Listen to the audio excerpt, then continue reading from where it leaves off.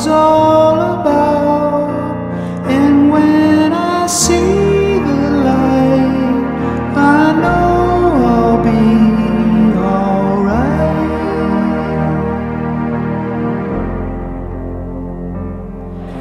Well, Pam was the guidance counselor, and she was an outstanding person. And I say that because as a guidance counselor, she was a tremendous role model, particularly for the students and more so for the girls. She was a lady. She conducted herself well. She carried herself well. She was an influence that a lot of kids don't see. And at school, they knew that Pam was Pam and that you did things a certain way.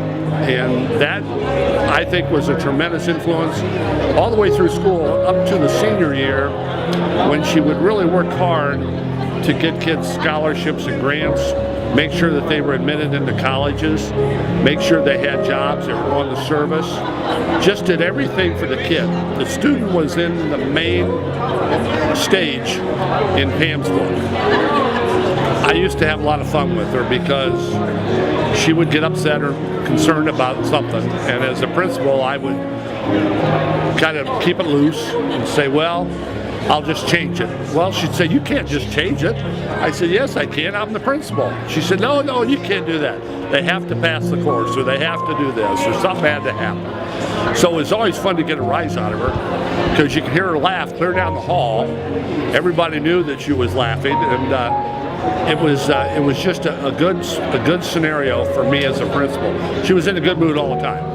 I don't remember hardly any time, I don't think I remember any time, that she was not in a good mood. She was always kind, she was courteous, she was joyful, never knew a stranger. And of course, as I've gone on, I found out that she was well respected by her peers at other schools. Colleges and universities would talk about what a great guidance counselor Pam Smith was at Marian Catholic, how she looked out for the kids, how she did everything she could for the student.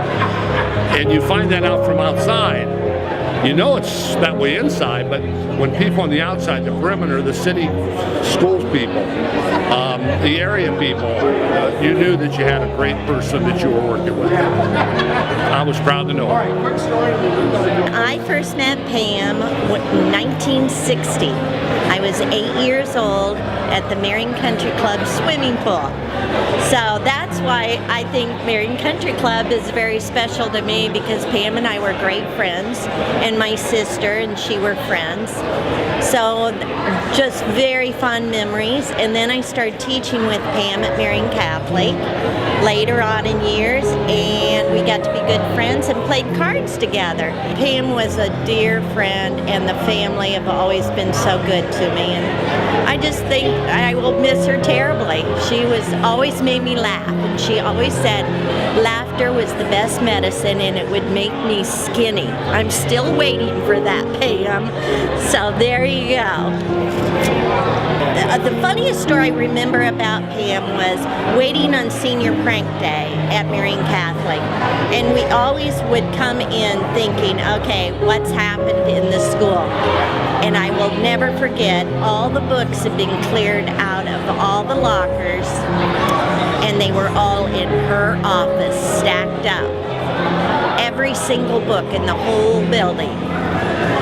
It was amazing. I never knew that many books could get in one office, but they did. She was unbelievably upset because she couldn't figure out how the kids were going to do classroom work that day. So it was a fun time. Dick Toy and I were born about the same time, and Dick and I grew up together, but Dick's older sister, Pat Toy, was Pam's mom.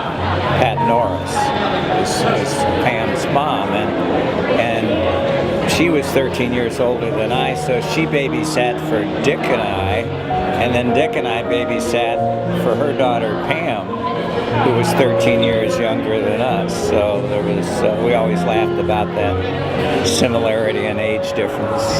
Pam was like a niece, okay, but we were over at Pat and Stuart's, her parents, all the time. I loved Pat. she was a fantastic lady, just like her daughter Pam, and they were just, you know, best pals, and so we were over there a lot, and of course we watched Pam grow up.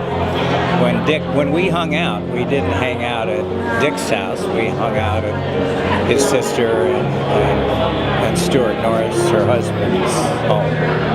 That's when we were going through high school, and we connected more with them. They were closer to our age. Oh, she was always so lively and so feisty, and again, you know, I was a different generation, but you know, Dick and I were close our whole lives, and we were all still in Marion. So, and as she got older and she and Howie got married, you know, we connect at the country club and see each other. We all went to the same parties. It was the same social set, and she was always just so fantastically interesting and so alive and vivacious, just like her mother, and intelligent and great sense of humor. And we'll miss her. We'll really miss her a lot. I remember one time we went to a Marion Harding basketball game. It was the semifinals in Bowling Green University at their big basketball arena, and Harding was in contention, and we thought we'd go up and see the game. Well, at that time, Pam was, I think, in high school, and she was having, I think, her first date or something, and Pat and Stuart were there and sitting near us, and they were just beaming with pride, looking down on their pretty daughter and her boyfriend, whoever it was at the time. But yeah, I remember that. They were so proud of Pam. Pat and Stuart were really proud of Pam, and she lived up to that. When Pam was starting to forget things, they were still, you know, going out and seeing people and so forth. And that's the last time I saw her, actually, at the country club. And she saw me across the room, and she ran across the room and threw her arms around me, and she said, "Zeke, I know you. I'll never forget you. You know, I'm 13 years younger than you, and you're 13 years younger than my mom. And we are so close, you know." That's the last time I saw her. Pam was the first friend that I made when we moved to Marion. We were building our house, and your dad had met Pat at the pool. When he was covered in labor and delivery, Pat was a swimmer, and she swam every day. Pat took a real shine to your dad, and she told Pam that a nice young couple was moving into the neighborhood, and that she thought that I would be coming over to visit your dad. We used to meet at the pool because we didn't have a house. Your dad was living with Eleanor. And so we were at the pool on a Sunday afternoon, and Pat came over with Howie and Pam and Patricia. Patricia had her bathing suit on and her little swimmy vest with her little inner tube around her, and Howie took her in the baby pool. Pat did the introductions, and Pam had her little wraparound skirt on, her sunglasses, and we sat down at the poolside and started comparing notes, and we discovered that we both loved shopping. We loved shopping for kids' clothes. We shopped at the same store. And we just discovered we both thought third grade, we both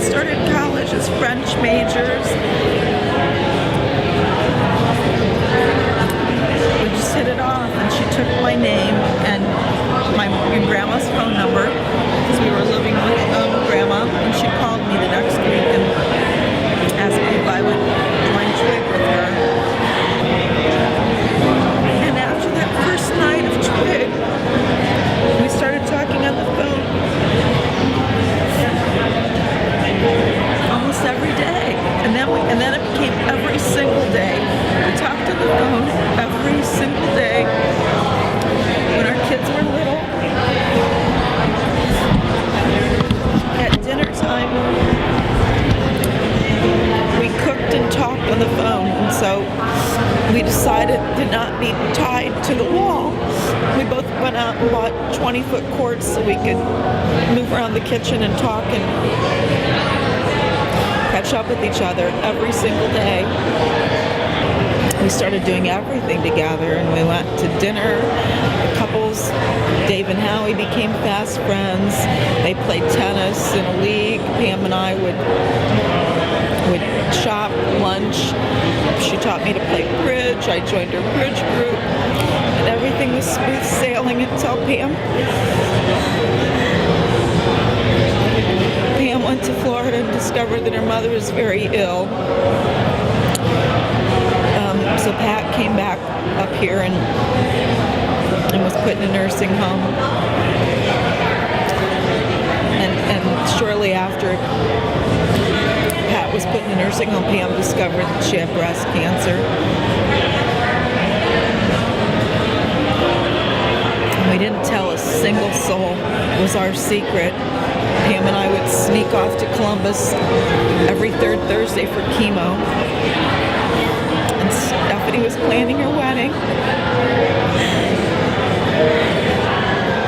Pam and I would sit at the chemo session and sew pearls on the lace for Stephanie's wedding dress every third Thursday. My best memory of Pam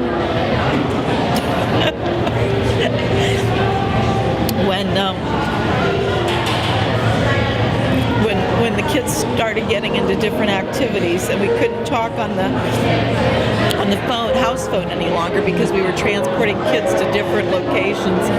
The cell phone had just come out, so we each bought cell phones, and they were huge. And we would talk. We would continue our conversations every day, but we would be talking from a cell phone in the car. And a lot of times Pam would say, "Look in your rearview mirror." And I'd look in my rearview mirror and there would be Pam waving at me. And she would keep me informed of all the people she passed, who pulled up next to her, and she was always intrigued by little old men that were picking their noses in the car. And then she would always ask me, "You're not picking your nose in the car, are you?"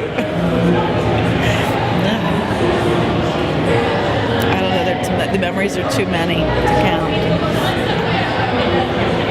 I can't count them, they're just too many. We took vacations together.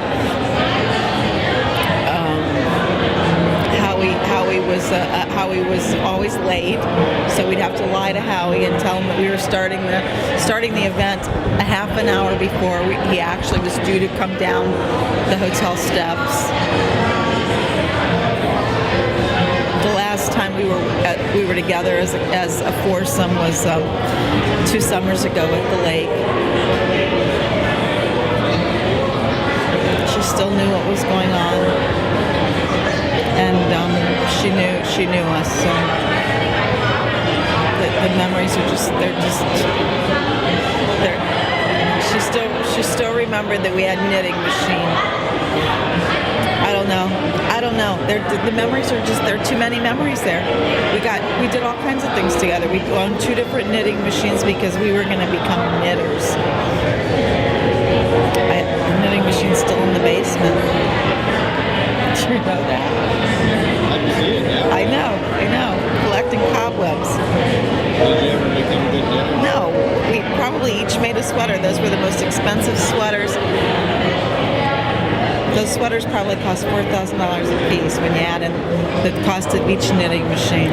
I moved to Marion, Ohio when I was 6 years old, and I moved in down the street from her first cousin, Billy Boots, as they call him, and she used to babysit me when I was a little kid, and so I've known Pam for basically my entire life. I was in college at Bowling Green State University, and I took some time off and moved down to Florida, and I came back the next year to go back to school.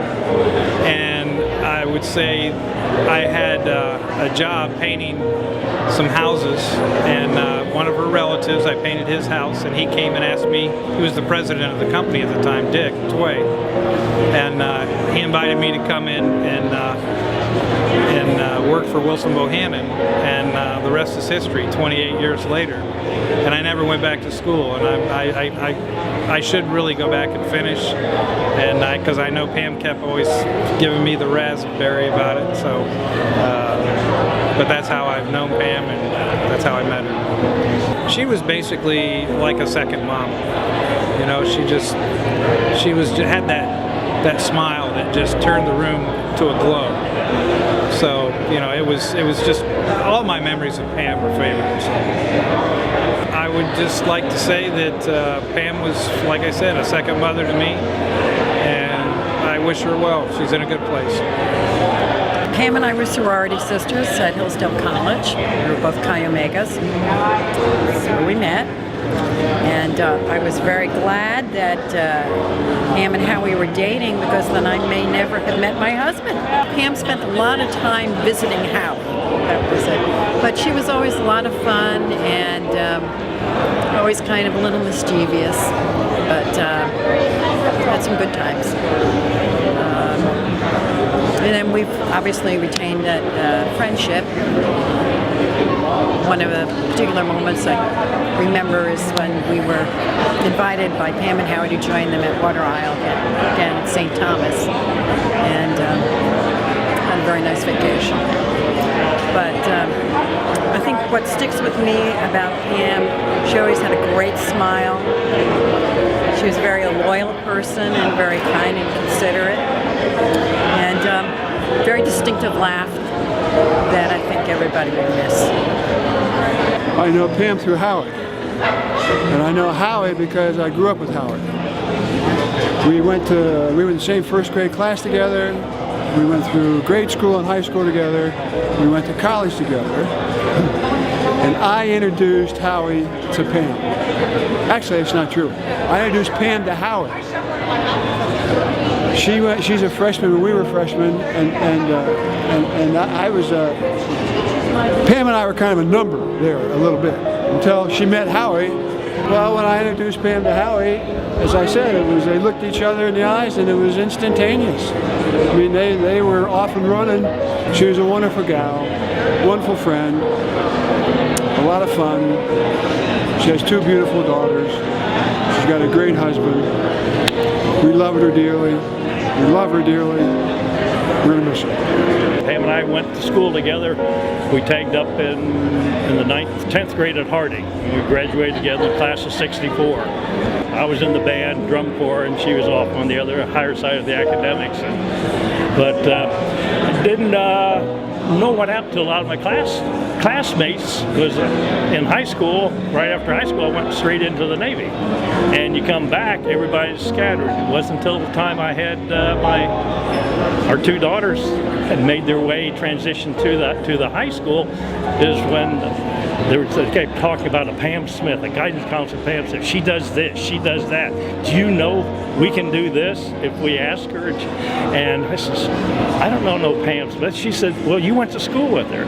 Well, then put it back to Pam Norris, and that's how it all comes about. And then through the engineering company, a place where I worked, I got to know Howie. And I still never made any connection back to Pam. And he said one time, well, Pam said tell you hi. And I says, okay, and left it at that, not knowing that Pam and Howie married, because, you know, you're out of communication for 4 years or so, and everybody changes. So basically, I found out as a guidance counselor, I mean, she was like a mother to some kids that they didn't have that guidance at home, and she was that way through school. I mean, she was always nice, prim, proper, but she had a handout for other people to give help them, no matter who you were. And that's one of the things that sticks with you, and you remember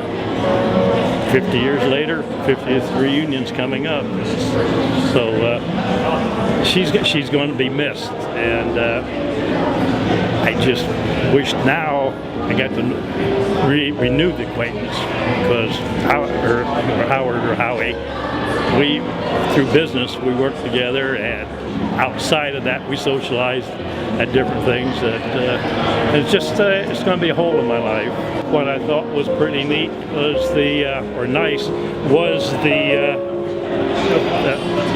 reading that was in this handout of God saw her getting tired, and I can relate to that. And that's another story Howie knows, and it doesn't need to be on tape. And that's all I have, and I wish the whole Howie family and all friends and relatives, she's going to be missed, and she's going to be missed by her classmates in class of 64. Well, I knew Pam through Artisan Guild, and I knew her through being a guidance counselor at St. Mary Church, seeing her up there a lot. But I really got to know her more in the last 3 or 4 years when Lowell Thurston got me involved with Catch the Moment. And that's when I got to know Howie. And Pam was just one of the sweetest women that I ever met. And I loved to run into her because she always said, "Norma, you never change. You always look the same." But she was just so sweet. She really and truly was.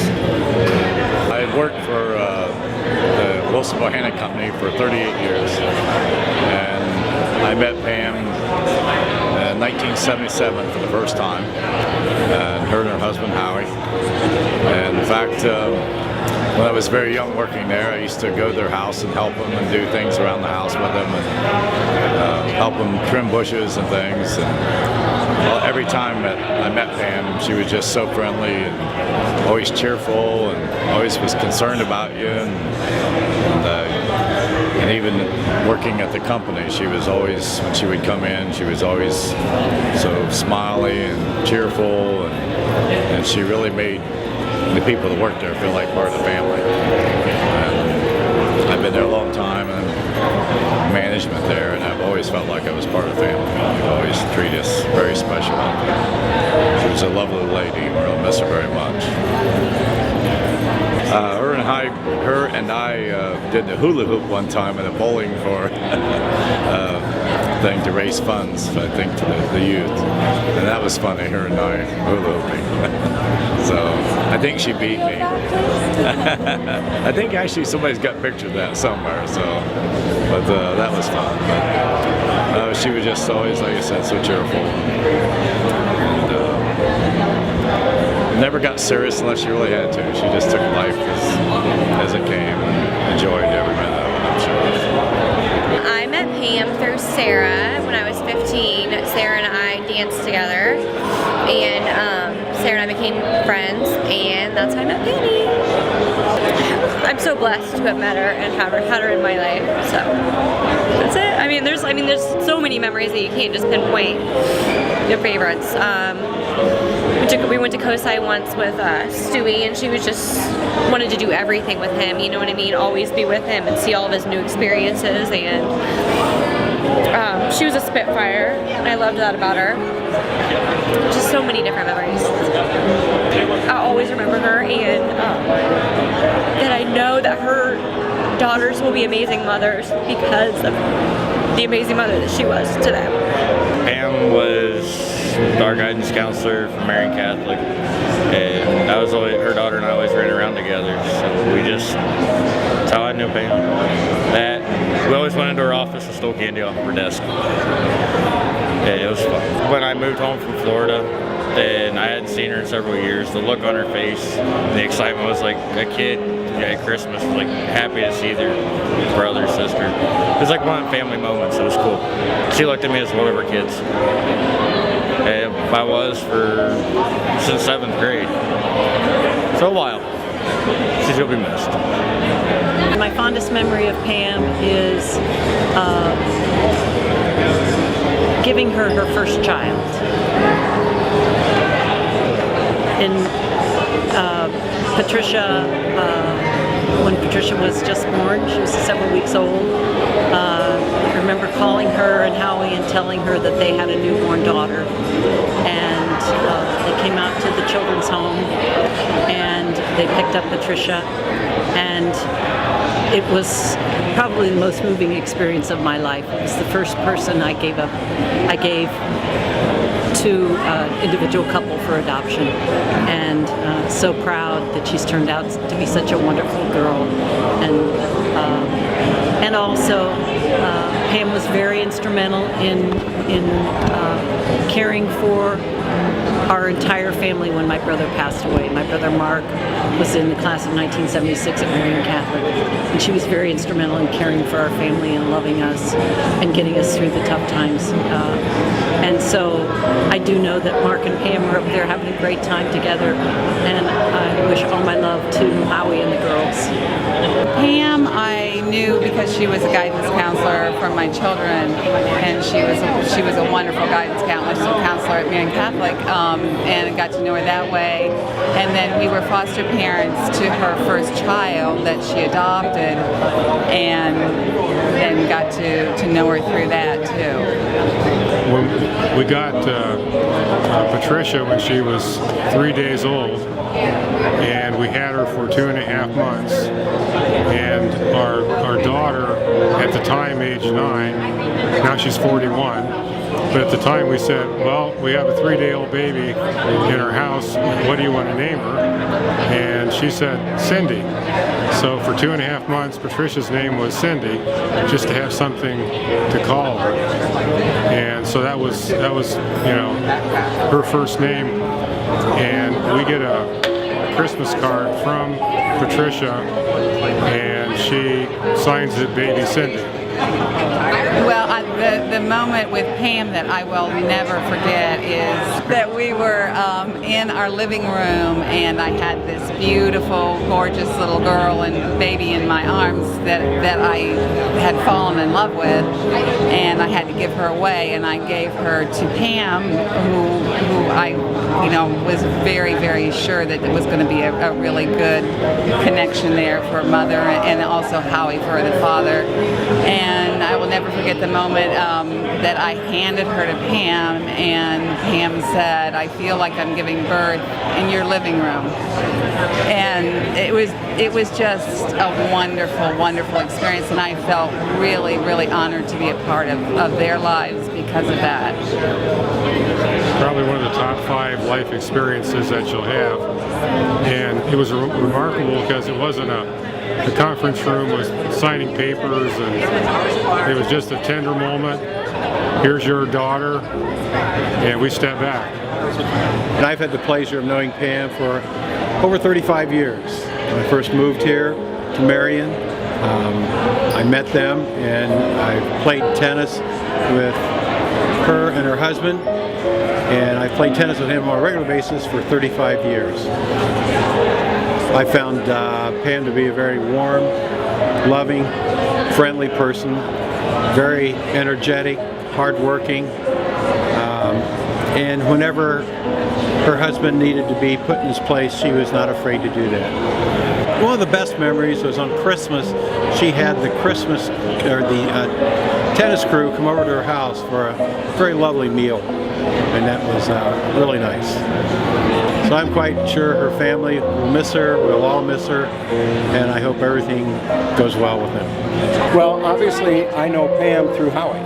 Okay, I did not grow up in Marion. I came to Marion in '66 as an accountant with the telephone company. I ended up meeting Howie by him living just across the street from me, mowing his yard at 10 o'clock at night and making quite a noise. And it was confusing, it was annoying. Well, then Howie and I became good friends, all right? And so I met Pam through Howie. And so over the last probably 30 years, we've been close. And I did not have like that close a relationship with Pam, except that she felt it important to come out and explain to me that I needed to teach Howie how to laugh more. And I said, to try to explain to Pam that actually Howie's got a very good sense of humor, and you need to let him laugh on his own. You do not want him laughing like me, because then there's 2 of us, and we cannot have that. And then the best story, and we can conclude with this story, is that we would go up to Michigan to Howie's and Pam's place at Walloon Lake and play tennis, 4 of us. Well, before we left, Howie would tell us that this is basically Pam's house, and we have to make this thing look as good as when we walked in. So Lowell, you go up and you water the flowers. Okay, I'll water the flowers, and then the other people did all of the heavy work. Well, I did not know that they had just put a new carpet down, and when he said flowers, the only flowers I saw were in the living room, and so I pour a can of water into these flowers, and it tinkles. Well, they were artificial, and all the water went on the floor, and Howie went crazy because he thought Pam was going to kill him. So the next year we went, I was not asked to water the flowers. So actually, when Pam and I'd go to Howie's house, pick him up, Pam would always come out, chat me up, and so we had a very darling relationship along those lines. Well, let's see. I knew her mother first, and I knew her Uncle Dick first, and I did some work for both her mother and her uncle, and also for the company, and so got to know her that way. Well, I'm not sure when I first met her, but it was, I'm sure, at some social function with Dan. But I do remember having Howie and Pam over to our home, our first home that we lived in on Marseille Circle. They came over and we had a lovely conversation, and it was just really nice, and I was just always impressed by, well, both her mother, Pat, and Pam, who are the epitome of what it means to be a lady. And I really learned from both of them. And so I was telling Sarah, both Sarah and Patricia, that they can carry on that legacy. Not many people understand the importance of that or admire that, but they can now carry that legacy on. So very, very neat people. Well, with Pam at a dinner, it was just so easy to talk to her, and she was very funny. The humor, good sense of humor. The humor that she had was just always enjoyable to be around her, and kind of reminded me about like her Uncle Dick was just a very, very funny guy, and her mother was also just very enjoyable to be around. So just Right. great people. Yeah. So just a lot of good memories like that, and just great people. So. And I remember too, in one of my positions when I worked here in Marion, coming into the school here at Marion Catholic, and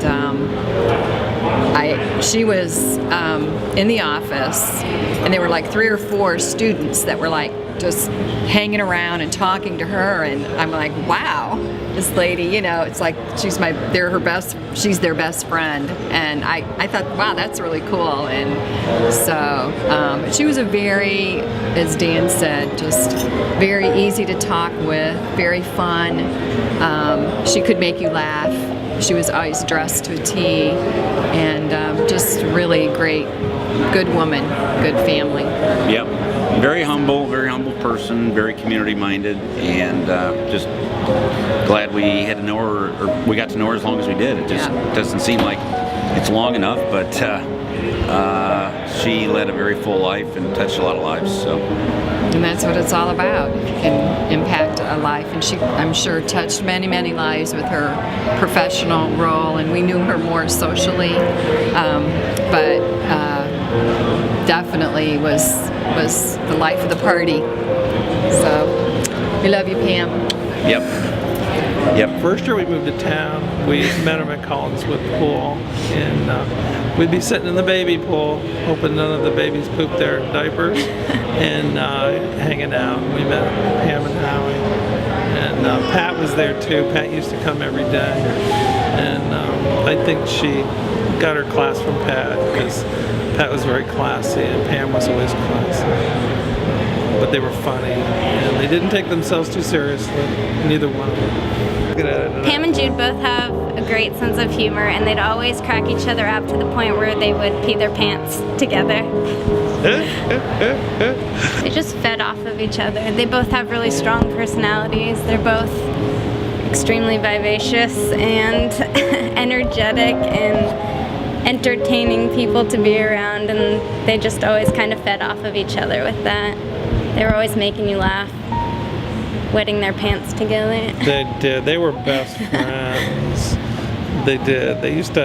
They were making, they had a knitting machine, and they would knit hats. They knitted one hat and one sweater, and we're scheming on a knitting business that they paid like $1,000 for a knitting machine.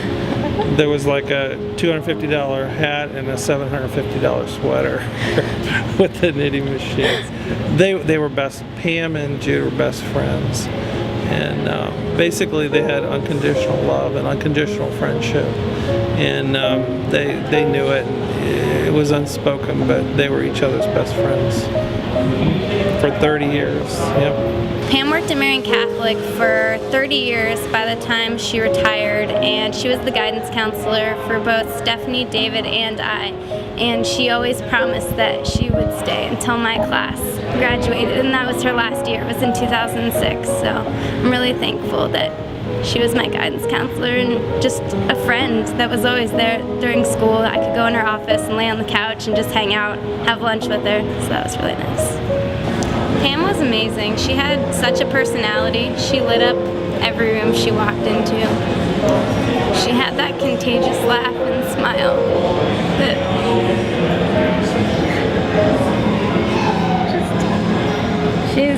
she just had a very inspirational personality that was very optimistic. And even when she was going through hard times, she still knew how to laugh.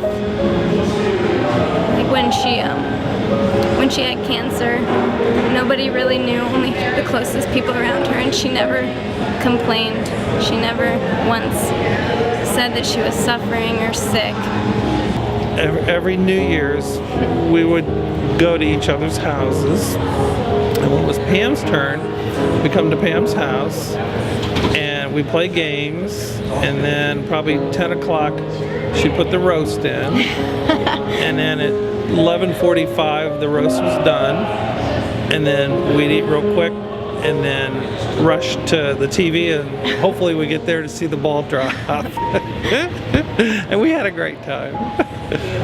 I remember Y2K at their house. Do you remember that? Yeah. They had all kinds of candles and things stocked up in the basement just in case the power were to go out. That was pretty entertaining. Yeah, I never think of New Year's without thinking about being with the Smiths. Yeah, Y2K 2000. We thought the world was going to end, and we were sure the lights were going to go out, and it would be the end of the world. And we're still here. I think Pam was spiritual, and I think Pam and Pat will be looking down on all of us and watching and protecting us, and I think she'll always be in our thoughts. I think she'll live forever through all of us.